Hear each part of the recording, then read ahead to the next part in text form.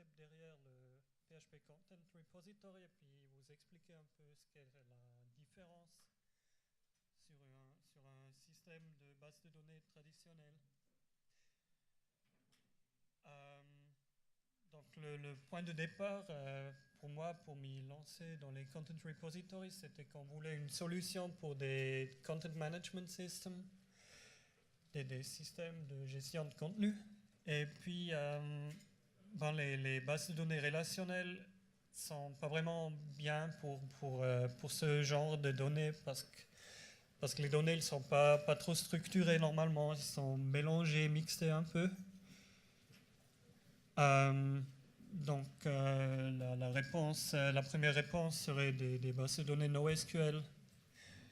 Par contre, les CMS, ils ont souvent les données, ils ont quand même une structure, une sorte d'organisation. Ils sont organisés dans des arbres.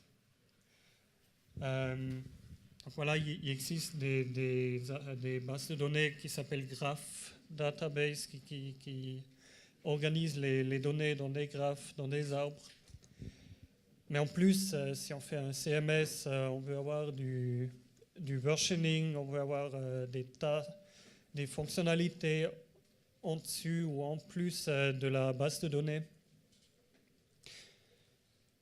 Puis tout ça, ça ne devrait pas être trop compliqué, et puis on veut que ça peut scaler, ça peut gérer des quantités majeures des données ou aussi des petites.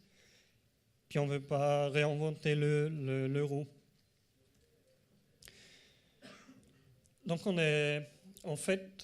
est tombé sur un standard Java qui s'appelle Java Content Repository, puis qui définit juste des interfaces pour interagir avec des données.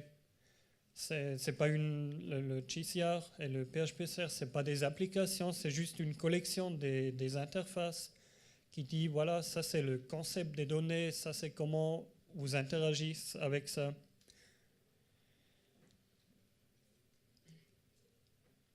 Et puis l'idée de tout ça, c'est de pouvoir écrire une application qui travaille avec des données qui sont structurées d'une forme comme on trouve dans des CMS ou similaires. Et puis qu'on n'a pas à redévelopper le stockage des données chaque fois de nouveau. Parce que c'est ça que vous allez faire si vous utilisez un système de base de données relationnelle, vous implémentez le versioning dessus, vous implémentez un truc pour si je veux faire une version, je copie les données là, ou je fais une deuxième table, machin. Puis à la fin, vous allez développer ça pour votre projet, puis ça va être couplé totalement dans votre application. Puis du même, je sais pas, vous avez du file upload, vous chargez des fichiers, vous les mettez quelque part, vous synchronisez avec les métadonnées dans la base de données. Puis tout ça, c'est spécifique à votre application, mais en fait, ce n'est pas le but d'une application. Et puis c'est juste ça qu'un standard comme le Content Repository, il veut vous proposer des solutions générales. Puis on a des implémentations qui implémentent ça d'une manière assez intelligente. Et puis si ce n'est pas bien pour votre cas, l'implémentation, il y a toujours la possibilité de l'implémenter soi-même ou de l'éteindre et puis améliorer ça. Mais on n'a pas besoin de redévelopper chaque fois qu'on a une application, redévelopper toute la logique pour le stockage des données. En fait, donc on a pris ces interfaces Java, puis on les a traduits en PHP. On a enlevé beaucoup des trucs qui étaient pour gérer le strong typing du Java pour que ça fait plus PHP que Java maintenant. Mais par contre, on a parlé avec les gens de ces spécifications Java, puis ils voulaient intégrer les interfaces PHP dans leur standard. Donc en fait, PHP-Serre, ça va être, à prouvé, disons, par le process, le Java Community Process, qui définit des standards Java.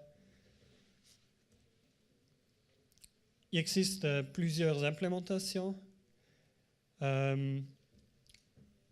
qui implémentent ces interfaces, qui implémentent les définitions de qu'est-ce que ça doit faire.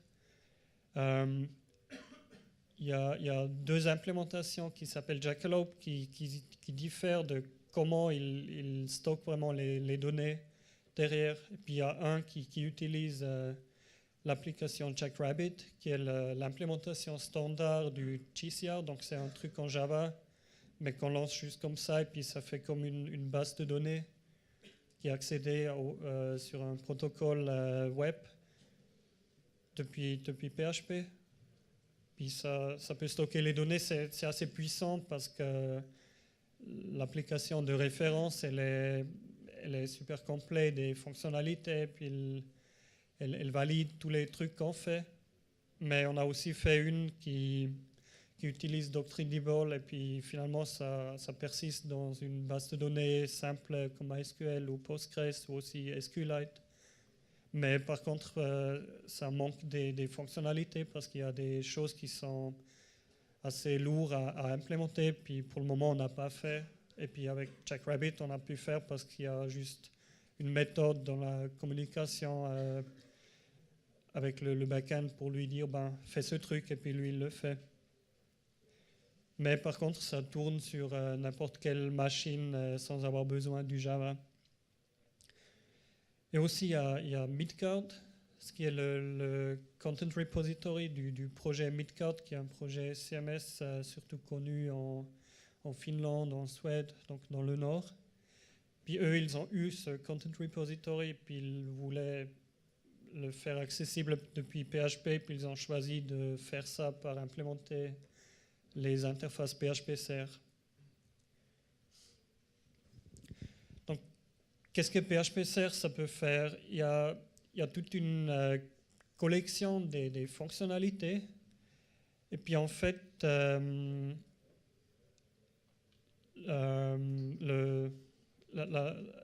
grand partie de ces fonctionnalités, c'est optionnel pour les implémentations. Donc il y a un système pour découvrir est-ce que l'implémentation qu'on utilise là, est-ce qu'elle supporte ce chapitre de la spécification, comme les transactions, le locking, donc bloquer des nœuds pour éviter des problèmes de concurrence et tout ça. C'est des choses optionnelles, donc si vous pensez d'implémenter PHP-Serre, c'est pas trop lourd. On peut commencer avec juste le noyau, juste stocker les données en principe, et puis laisser à côté toutes les choses avancées. Et aussi, si on écrit des applications générales, on peut utiliser cette fonctionnalité pour voir est-ce qu'on a du versioning ou pas. Puis si on n'a pas, on n'offre pas les boutons pour faire des versions. Donc voilà, à la base, ça permet l'accès aux données. Je vais en parler plus juste après. Puis ça fait aussi la recherche avec une sorte de langage comme SQL. Ça fait des versions, donc de chaque élément, on peut créer des nouvelles versions et trouver l'histoire et reconstruire des anciennes versions. Puis après, ça je trouve c'est aussi assez marrant. Dans le standard, il y a une description de exporter et importer de XML. Donc, quelconque implémentation, elle doit gérer, elle doit avoir la fonctionnalité de faire un dump de toutes les données dans un format XML bien défini. Ce qui fait qu'avec PHP-Serre et JCR, on peut même exporter depuis un truc Java et puis réimporter en PHP et l'envers. C'est comme un SQL dump ou machin, mais ce n'est pas spécifique à l'implémentation de la base de données. C'est comme si vous auriez un truc qui dit, si je fais un dump de MySQL, je peux juste réimporter tout ça simplement dans Postgres et puis il n'y a rien à convertir parce qu'il y a un standard qui définit le format. Puis il y a les fonctionnalités pour bloquer des nœuds, pour dire ben, ces données ils sont réservées pour éditer, pour éviter les problèmes de concurrence. Il y a des fonctionnalités des transactions. Il y a une gestion des permissions aussi qui permet à voir ben, est-ce qu'avec cette session que j'ai là, avec la connexion, est-ce que je vais être permis de faire ce changement ou pas. Puis l'alternative, c'est de juste faire et puis on voit l'exception que ce n'était pas permis. Puis après, il y a aussi un système de access control qui permet de définir vraiment sur le niveau des données qui peut faire quoi avec ces données. Et encore un truc observation, ce qui est pour monitorer ben, des changements sur des données, puis pouvoir appeler des fonctions. C'est comme des listeners en symphonie, comme les listeners sur Doctrine. On peut voir s'il y a quelqu'un qui ajoute, qui supprime des données quelque part. Voilà. Puis s'il y a des questions, vous interrompez. Hein.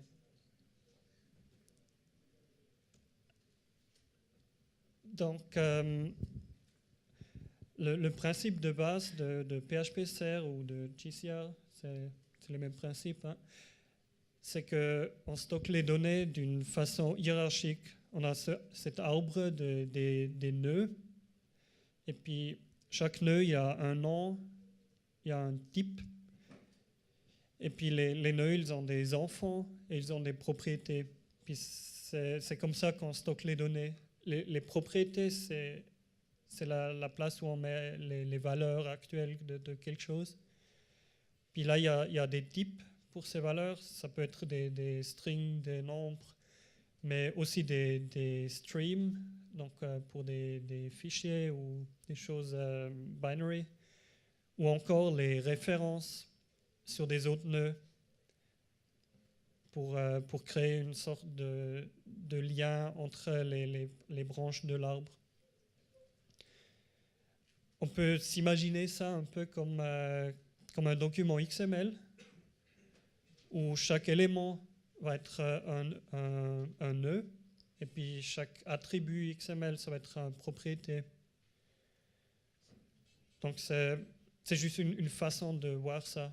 Mais en plus de ça, on a les références, on a des choses que XML pur ne peut pas faire. Puis en plus, on a la API pour accéder à n'importe où dans cet arbre.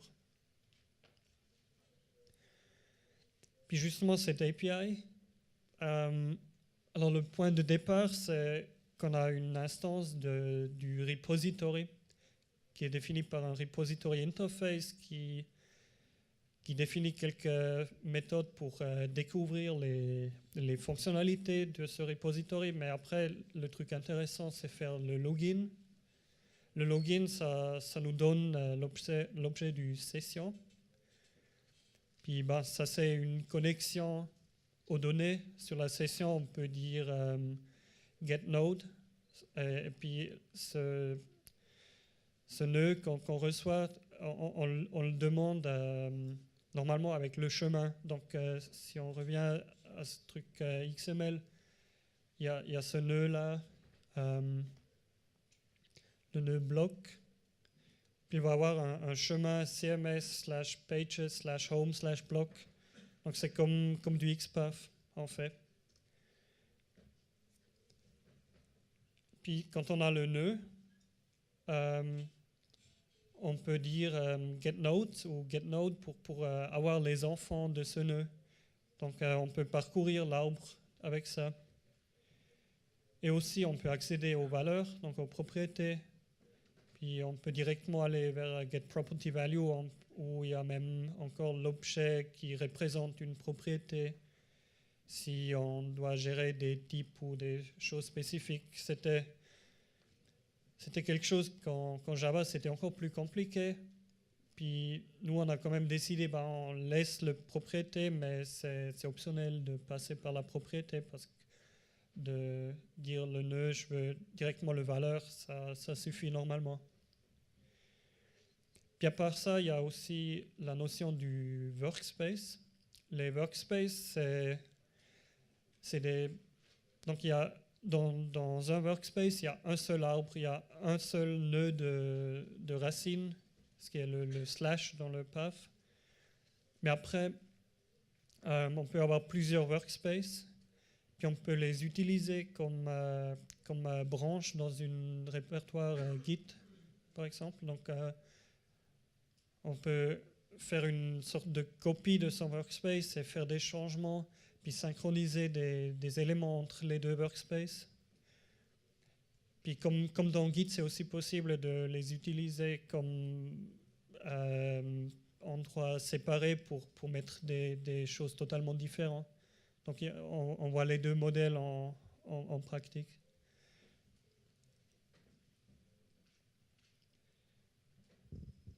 Voilà, donc est-ce que c'est l'idée, ça, vous comprenez l'idée, il y a des questions à ce point ou ça va? Entre les workspaces, il y a... Ouais, donc, les liens normaux entre les nœuds, ça va dans le même workspace. Parce que chaque nœud, il peut avoir un identifier unique. Puis on peut faire des références sur ces identifiés. Mais par contre, il y a une fonctionnalité spécifique qui dit clone from, qui fait un clone d'un nœud vers un autre workspace. Puis c'est dans le repository qu'il garde la connexion, que c'est une copie de ce nœud. Puis aussi, après, il y a la fonctionnalité de dire update depuis l'autre workspace. Et puis donc, on peut dire au nœud, tu cherches les informations de l'autre workspace et puis tu le mets là-dedans. Par contre, on n'a pas la possibilité construite dedans dans PHP-Serre de dire j'ai le nœud dans ce workspace, je fais une référence vers un nœud qui existe seulement dans un autre workspace. Parce que c'est vraiment, je crois, les gens qui ont fait le concept des workspaces, eux, ils ont pensé à des branches Git, comme on les utilise pour un feature branch ou un branche de développement.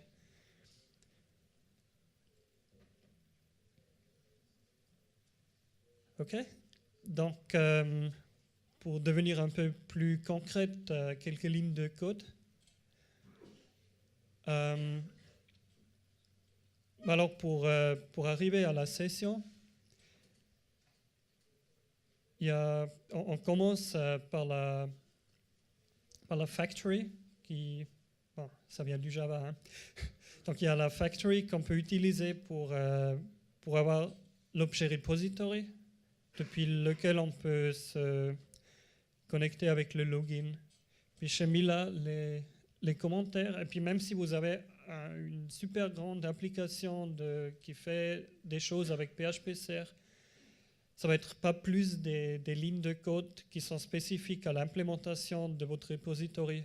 Le reste, ça, c'est défini par le standard. Donc c'est vraiment un tout petit bout de Bootstrap qui est spécifique, et puis le reste, c'est défini par les interfaces. Puis le reste, c'est pas lié à l'implémentation que vous choisissez, sauf peut-être des bugs spécifiques ou des choses, mais avec l'idée, c'est vraiment ce petit noyau.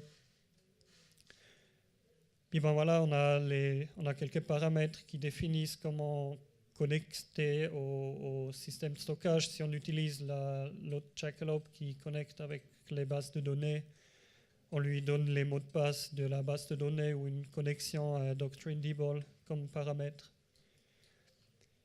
Et après, on fait les credentials de login, puis on fait le login, puis on a la session.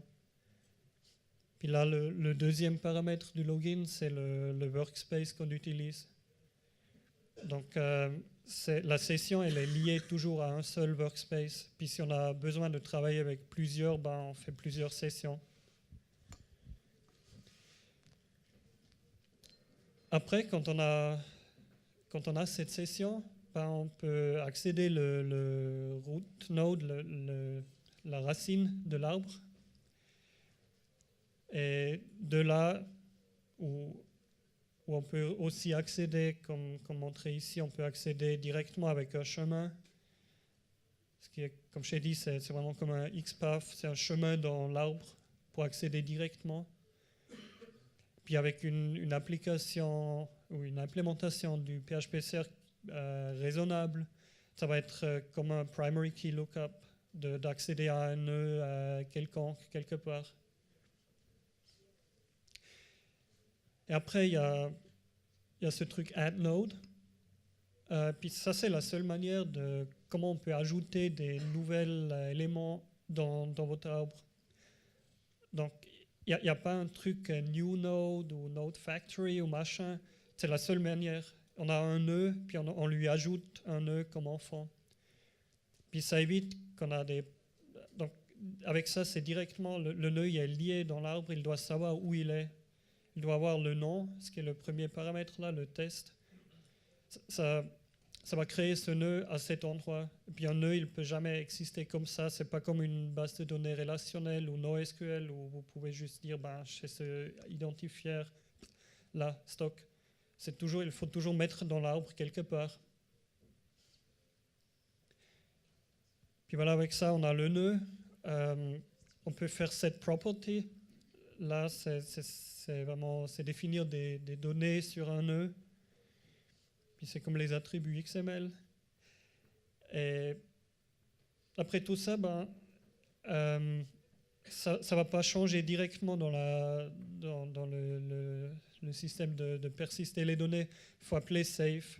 Donc ça fait comme une sorte de transaction. C'est un peu, si vous connaissez Doctrine, il faut faire le flash. C'est le même. Donc vous changez, mais ça ne change que les informations dans la session actuelle. Donc même si vous avez deux sessions, une session ne va pas voir ce que l'autre session a fait comme changement. C'est chaque session, elle a son état, ses changements. Puis quand on appelle save, ça va voir qu'est-ce qu'il faut changer, puis ça va stocker avec, ça va persister les informations. Puis après, on peut ajouter des nœuds, donc on peut aussi les enlever. Puis ça, c'est ce remove.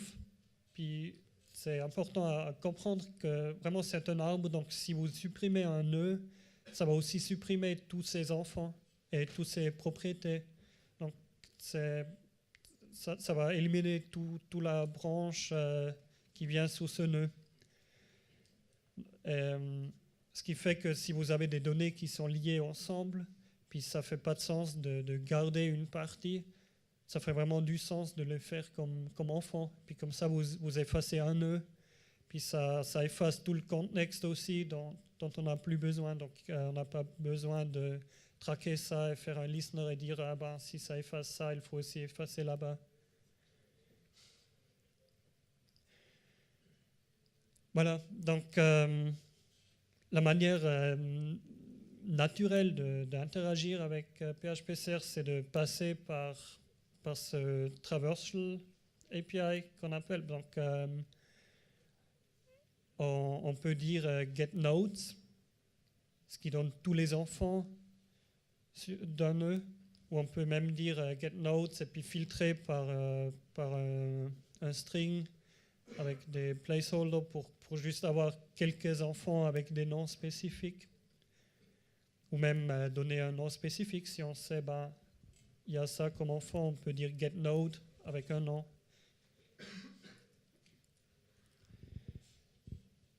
Et après, pour faire des versions, c'est pas trop compliqué non plus pour utiliser. Donc, tout d'abord, ce qu'il faut faire, je ne sais pas en parler encore, les nœuds, ils ont des types. Puis les types, ils définissent qu'est-ce qu'il peut avoir dans le nœud, qu'est-ce qu'il peut faire. Puis il y a la notion des primary types, qui a un type par nœud, donc c'est comme la classe d'un objet un peu. Puis il y a les mixins qui définissent des des comportements traversals. Donc là, c'est comme les trades de PHP 5.4, si vous connaissez. Donc, vous pouvez dire, toi, tu es un nœud d'un type spécifique, mais je te donne ce mix-in versionable, parce que tout truc peut être versionable. Puis on ne veut pas devoir définir un nouveau type de nœud juste pour le faire versionnable. Donc, on a ces mix-in pour dire, là, tu as le comportement versionable. Et puis à coup, quand on a sauvegardé ça, là, pour l'exemple, on va changer une valeur en sauvegarde. Puis après, on accède à ce version manager. Puis justement là, à ce point, ça va vous dire, c'est pas supporté si l'implémentation elle supporte pas les versions. Mais si ça supporte, on peut appeler ce checkpoint. Le checkpoint, ça va faire en fait un check-in et un check-out. Et puis check-in, ça c'est pour dire, ça c'est un état à garder la version. Puis le check-out, c'est pour dire, je veux continuer à pouvoir changer le nœud. Donc avec le checkpoint, ça va faire une nouvelle version, mais le remettre dans l'état où on peut l'éditer. Puis quand on a fait ça, on change la propriété, on sauve de nouveau, on fait ce check-in pour que ça donne une deuxième version. Et après, avec le version manager, on peut accéder à l'histoire des versions en donnant le chemin du nœud au version manager. Il nous fournit un objet qui est lui-même une sorte de nœud plus spécial qui a des méthodes additionnelles. Puis on peut lui dire, je veux... Donc le nœud la base version, c'est celle la version actuelle. Puis on lui dit, je veux le prédécesseur immédiat, donc la version juste avant. Et de là, on peut encore aller en arrière, dire, je veux la version d'avant. Et après, il y a ces méthodes getFrozenNode, ce qui va donner un nœud encore qui est... C'est aussi un objet nœud, comme avant, on peut interagir d'une même manière, sauf qu'on ne peut plus les changer, parce que ça représente un état ancien dans l'histoire. Et de ça, on peut voir qu'est-ce qu'il y a dedans, qu'est-ce qui était à cette version-là pour accéder les données anciennes. Mais en plus, il y a ce restore, où on donne un objet de version pour dire, reviens-moi à la version qu'on avait là. Puis à coup, ça va changer donc ça va ajouter à la fin de l'histoire, ça va changer le nœud pour être de l'état comme il était avant, à cette version-là.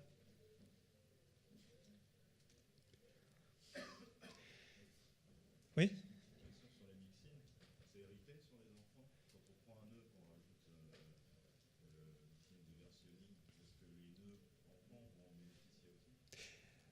Donc la question c'était si les mixins sont hérités par les nœuds. Non, ils ne sont pas hérités, ils sont pour chaque nœud, mais par contre, il y a dans la définition des nœuds, donc dans les primary types, on définit le comportement des versions. Donc on dit, pour les propriétés, aussi pour les enfants, si mon parent on fait une version, qu'est-ce qu'on fait avec moi? Est-ce qu'on fait aussi une version? Est-ce que ça doit copier mon valeur dans la version du parent? Est-ce que ça doit ignorer? Donc ça, c'est dans le primary node type, en fait, que ça définit comment ça comporte si on fait des versions.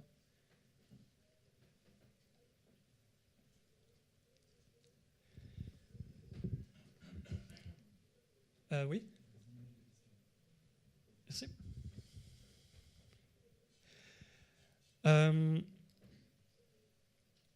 Donc, après, il y a la API de la recherche. Et puis, comme je l'ai dit avant, la façon naturelle d'interagir avec PHP-Serre, c'est d'utiliser la traversion des arbres plutôt que la recherche comme ça, mais des fois on a besoin.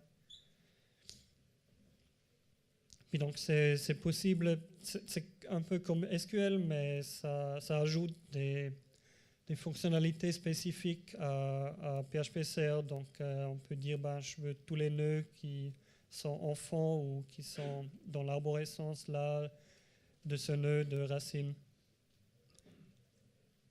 Puis ça nous retourne des nœuds, bien sûr. Puis on a aussi fait une API Fluent pour générer des queries.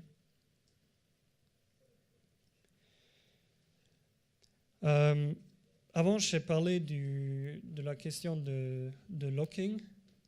Puis, si on a deux sessions, on accède le même nœud, on l'enlève dans une session, puis dans l'autre. Donc là, ça dit test qui vient du session, puis ça dit test 1 qui vient du session 1. Donc c'est en concurrence, puis on sauvegarde les deux. Ça va faire des problèmes parce qu'il y a un qui a enlevé le nœud, puis l'autre qui a changé. Puis ça dépend de qui sauve plus tôt ou plus tard, qu'est-ce que ça va faire.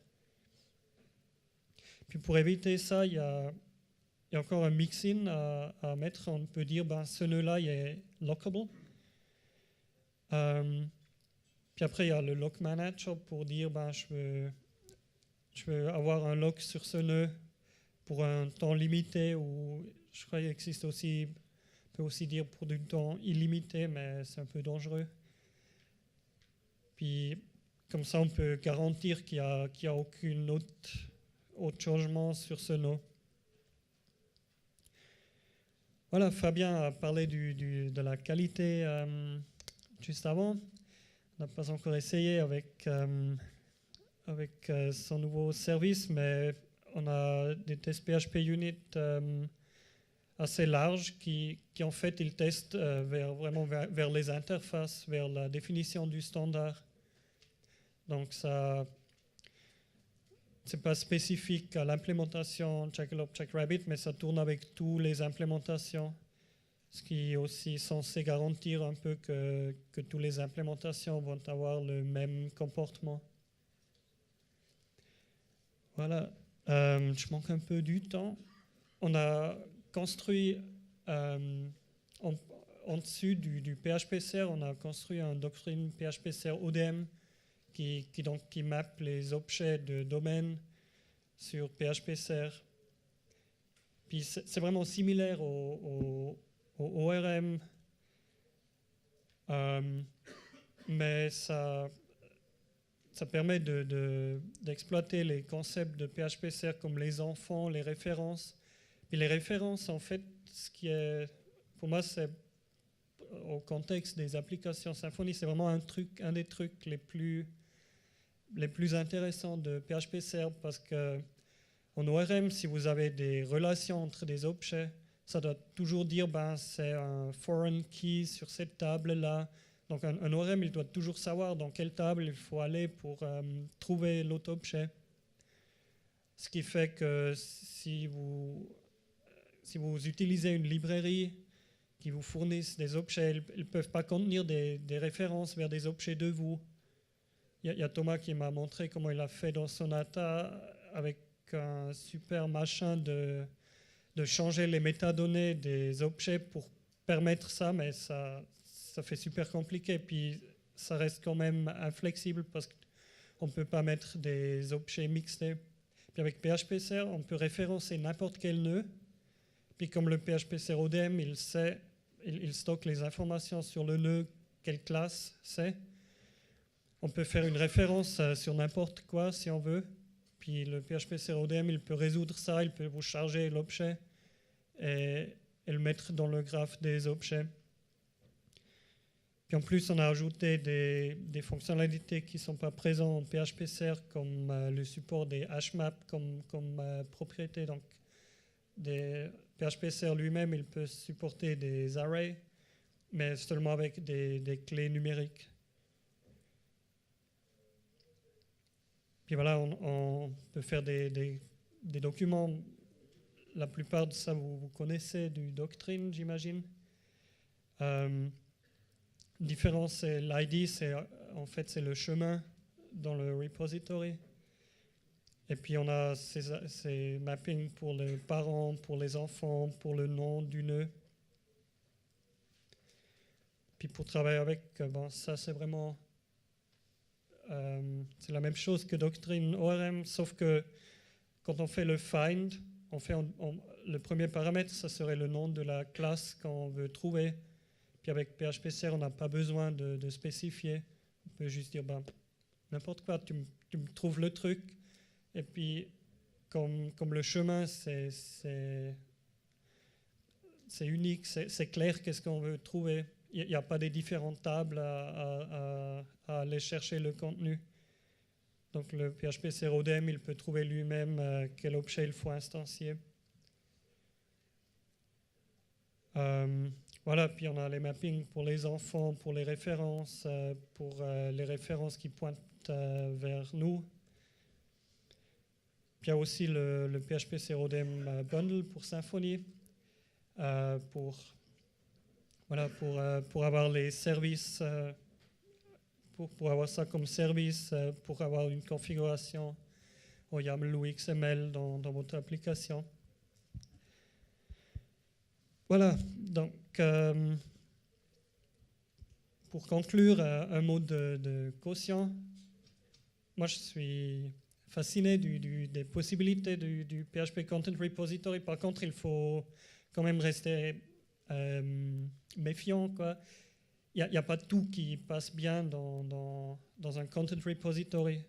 Si on a des données qui sont vraiment d'une nature relationnelle, on ne veut pas les mettre dans un Content Repository. Et typiquement, si on doit faire des queries d'agrégation, de calculation sur des tables de quelque chose, on ne veut pas faire dans PHP-Serre. Parce que déjà, la langage SQL2, la query language, elle n'a pas un truc SAM ou count. Ça n'existe pas. Parce que c'est vraiment fait pour des contenus, pas pour des données plus structurées. Donc, il faut toujours voir qu'est-ce qui fait sens pour votre application. Donc, je vous invite à visiter. On a un tutoriel pour montrer plus des détails de tout ça qu'on a montré ici.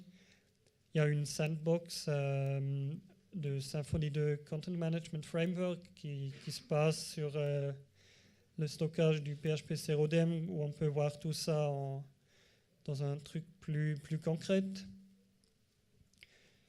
Il y a aussi une nombre qui grandissent des sites qui utilisent. Puis voilà, la future, on veut arriver à une version 1.0 de Jackalope, donc de l'implémentation. Puis aussi le standard PHP-Serre, ça va être stable une fois cette année. Là, on dépend de la vélocité du Java Content Repository standard aussi, c'est pas dans notre main. Puis voilà, il y a énormément de gens qui contribuent, il y a des projets qui s'intéressent ou qui l'utilisent. Puis c'est ça. Donc, merci beaucoup.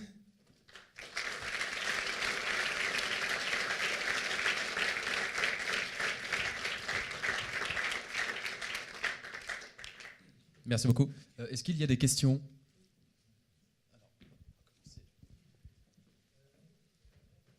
Je voulais savoir, avec les queries, est-ce qu'on peut modifier les documents ?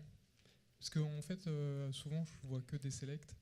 Ouais, en fait, c'est vrai, on ne peut que trouver des données avec ça. Puis pour modifier, il faut utiliser le API. D'accord. Donc c'est vraiment si vous avez des données super structurées où on veut faire des batch updates, c'est un signe que peut-être les bases de données relationnelles, c'est plus apte à ces données.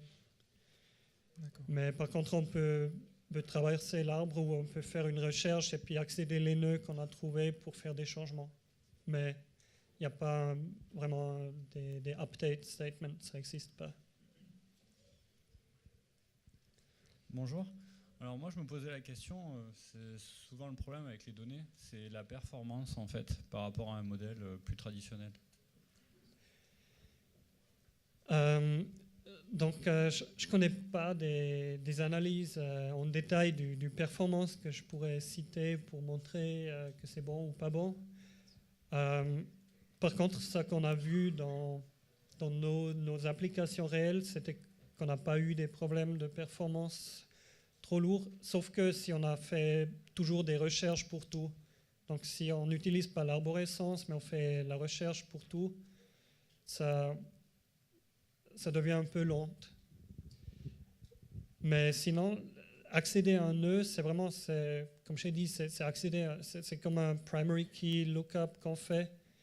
Puis si on a Jackrabbit comme backend, en plus, c'est un truc en Java qui tourne tout le temps. Donc, lui, il va garder en présence toutes les données qu'on a accédées récemment.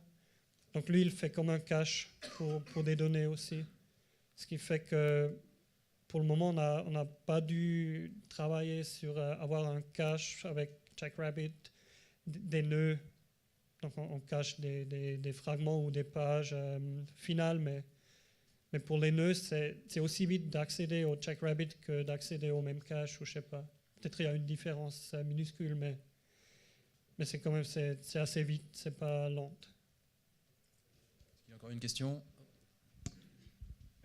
Est-ce qu'il est prévu de la migration de contenu JCR vers PHPCR, des outils automatiques, du bulleting, pour importer des contenus d'un Jaya existant ou autre outil qui implémente la JCR? Depuis JCR. Depuis JCR vers Oui. PHPCR. Vous pouvez simplement exporter les données dans ce format, dans ce standard XML, et puis les importer dans PHPCR. Là, il y a des fonctions d'import déjà Oui. qui permettent d'importer. Oui, c'est défini dans le standard, donc ça doit marcher dans les deux directions directement. D'accord. Une dernière question. Vous venez après. Oui, bonjour. Au niveau de la scalabilité, jusqu'à combien d'enregistrements on peut mettre sans qu'il y ait de problème? Donc on a essayé une fois avec un assez grand projet où on a essayé de scaler. Puis avec Jackrabbit, donc avec Jackalope Doctrine Deval, là je ne sais pas trop comment ça scale. Probablement ça aura des problèmes. Mais avec Jackrabbit, lui, derrière, pour vraiment persister les données, il peut être configuré pour parler avec du MySQL typiquement. Puis on a fait ça, puis on a mis tout un cluster des MySQL derrière. Puis en plus, on a fait un Nginx parce que la communication entre PHP et Jackrabbit, ça passe par un protocole HTTP. Donc on a fait un Nginx qui a caché tout ça encore. Et puis avec tout ça, ça a scalé à des requêtes de lire des centaines, des milles de requêtes. Donc ça peut scaler. Ouais. Plus au niveau de la volumétrie, on peut mettre des téraoctets de données dans la base JCR ou il vaut mieux se limiter à quelques millions d'enregistrements? Là, je ne sais pas. Il y a le concept ou l'option de configurer si on a des fichiers, des binaries.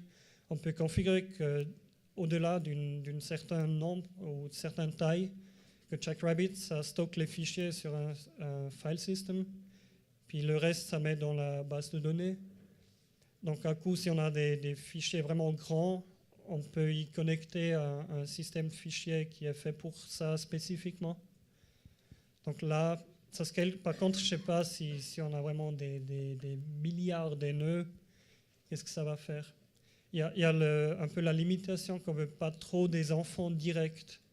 Parce que si ça dépasse un chiffre, on dit 10 000, des enfants directs à un seul nœud, ça commence à être plus lent. Parce que le système de stockage revient à ses limites. Puis en plus, chaque nœud, il connaît ses enfants directs, donc ils connaissent les noms des enfants. Puis chaque fois qu'on charge le nœud, ça donne juste les noms des enfants. Puis si on a 1 million des enfants, ben, ça va donner 1 million des noms, ce qui va faire lent le système. Donc si on distribue bien avec les enfants, je crois que ça doit vraiment scaler. Puis on pourrait même imaginer faire un proxy qui dit ben, si ça commence par ça avec l'arbre, je vais par là, pour charder les données. Merci. Merci. Merci beaucoup. Merci.